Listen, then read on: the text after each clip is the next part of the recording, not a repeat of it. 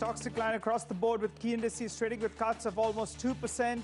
Banking and financials take the biggest knock. The mid-caps do decline in trade.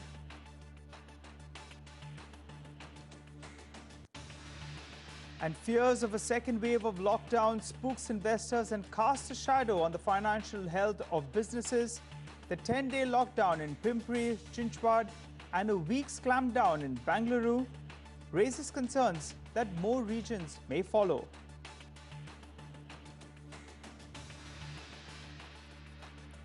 Dabur promoters, the Berman family, confirmed to CNBC TV 18 that they have acquired a block of shares in Eveready Industries today, which ups their stake in the company to 20%.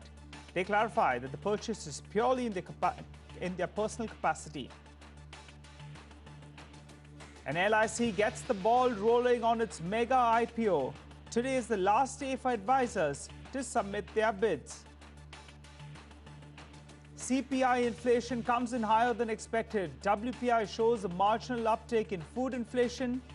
Bonds decline, but most economists expect a rate cut from the RBI at the upcoming MPC meeting.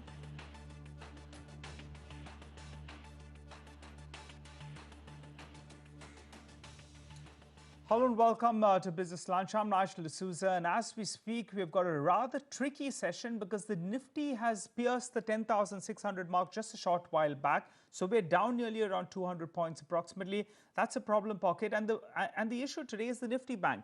That's already seen a correction of around 850 points getting into today's trading session. They were down 850 points in just 3 trading sessions. Today, the problem was we're down another 750 points. So put that together, we're down 1,600 points in just 4 trading sessions. And the Nifty Bank continues to drag both itself as well as the Nifty. But let's get a couple of stocks then that are moving around. And Dabur's promoters, the Berman family, confirms to CNBC TV 18 that they've acquired a large chunk of shares in Eveready Industries earlier today. This ups their stake in the company to nearly around 20%. They, however, clarify that their purchase is purely in their personal capacity. Mangalam is picking up all those details. He's joining in to fill us in. Mangalam. Well, this morning there was a large trade in Eveready Industries where 50 lakh shares exchanged hands, and speculation was rife that it was indeed Berman family of Dabur's investing in their personal capacity in Eveready Industries. And now we have confirmation from the Berman family investment spokesperson saying that it was indeed them who purchased this stake from Eveready Industries promoters, Khaitans, and which takes their stake higher from 11% to 20%.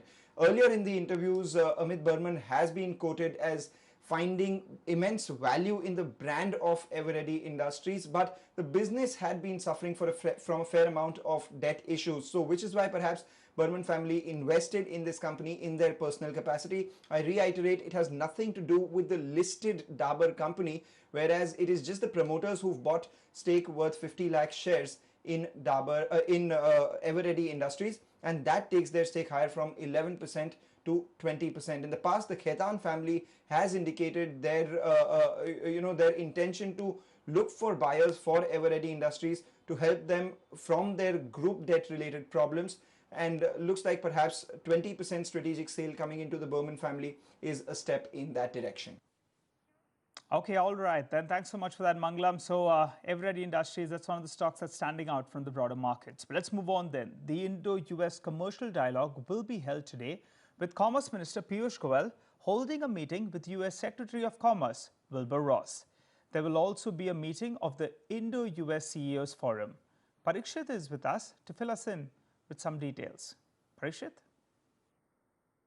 Commerce Minister Piyush Goyal will hold an important dialogue with US Secretary of Commerce Wilbur Ross this evening. There will also be a meeting of the Indo-US CEOs Forum. For the Indian side, the top priority would be to raise concerns around the H-1B visa ban, how this is going to hurt the large number of Indian IT workers who are there in the United States, and how this will hurt the US economy itself. So there will be certain relaxations that Piyush Goyal would seek around the visa ban. At the same time, we would use this platform to ask for an early conclusion of the totalization agreement, which will help in avoiding double taxation of workers. This has been a priority. It was discussed during Donald Trump's visit to India in February this year as well.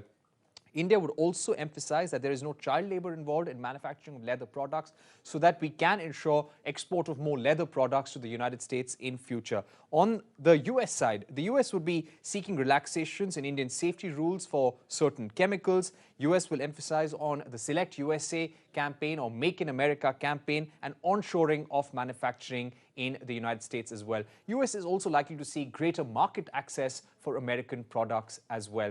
Now, there have been concerns around the digital tax imposed by India. India has been seeking a restoration of GSP benefits. We are told that, of course, these are being discussed at a broad level between India and the United States, but they will be specifically discussed in a meeting between Commerce Minister Piyush Goyal and USTR Robert Lighthizer.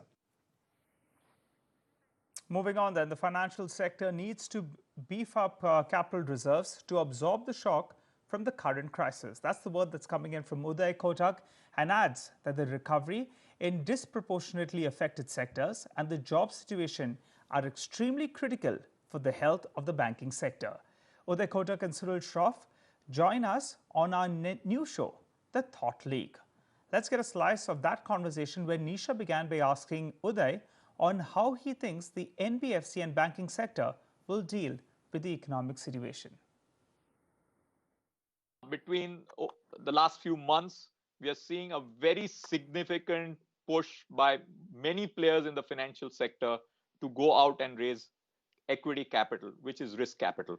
Therefore, the bedrock of the financial sector is a stronger risk capital base. And I think the financial sector is going all out to beef up its reserves to be able to absorb the shocks coming out of the crisis. On the asset side, of course, if you look at the banking sector, for example, whose total loan book is about 100 lakh crores, could there be 4 to 5% potential loan losses over time? The answer is you cannot rule that out. Against that, there are some MTM bond gains, but I still believe the financial sector will need recapitalization of 2 to 3% of the loan book, which is about 20 to 30% of its capital base. And the faster the financial sector gets that, and I'm seeing many banks and financial companies going out there to raise capital. So I think that's a very good sign. Looking at the overall scenario, where do you see the economy right now? And is there going to be more stress in the banking and NBFC space from a particular sector, like, say, real estate? Okay, first of all, I think the markets and the economists seem to be on a different page. The markets are saying that from the point of view of earnings, which are reflective of the economy, earnings for 2020-21 may be depressed, but beyond that, for FY22 and 23, we would get back to normalization and in fact may have an opportunity for growth. Therefore, the stock market is betting on long-term discounted cash flow as the basis of valuation and ignoring on a relative basis the short term, which is 2020-21. On the other hand, the economists are a little more wary about the situation. And therefore, if you talk to economists, most of them are saying -5 to -7% negative GDP real for the current year, which means a nominal negative of around 10 to 11% for FY 2021. That is what most economists seem to be saying. And we should get to normalization on a quarter-on-quarter basis by second or third quarter to a level of 2019-20. Therefore, the economists are expecting a more gradual path. The markets are expecting a faster recovery path. And ultimately, one of them will be right. The advantage for the markets is with such low interest rates and disproportionate liquidity globally and locally, there are not too many places savers can put the money. And therefore, this amount of risk taking by the savers in the markets is actually also helping from a technical point of view, keeping the markets more buoyant. But the economists are predicting a slower recovery of the economy on the other hand.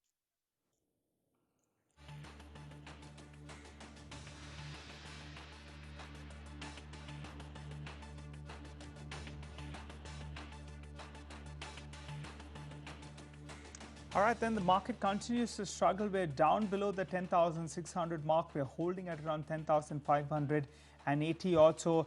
the selling just continues, and we just continue to slide in today's trading session. We thought that, in fact, the 10,620, 10,630, we're hovering in that range for a while. And once that broke, in fact, we're seeing quite a big fallout here. The Nifty Bank, by the way, is down nearly around 800 points odd. Well, on that note, we'll slip in a short break. Up next, we'll tell you what you can expect from Mindtree as well as Wipro's Q1 earnings. Stay with us.